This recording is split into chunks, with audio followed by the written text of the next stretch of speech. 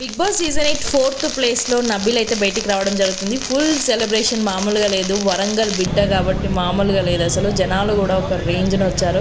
వరంగల్ మొత్తం దిగిపోయింది. వరంగల్తో పాటు మీడియా కూడా మొత్తం నబీల్ చుట్టే ఉంది. ఎందుకంటే చాలామంది ఫ్యాన్స్ మీడియాలో ఉన్నారు, బయట ఉన్నారు. అన్నింట్లో నబీల్ ఫ్యాన్స్ చాలామంది ఉన్నారు. అసలు నబీల్ టాప్ 1 పొజిషన్లో ఉండాల్సిన పర్సన్ టాప్ 4కి పడిపోవడానికి కారణం ఏమనుకుంటున్నారు మీరు?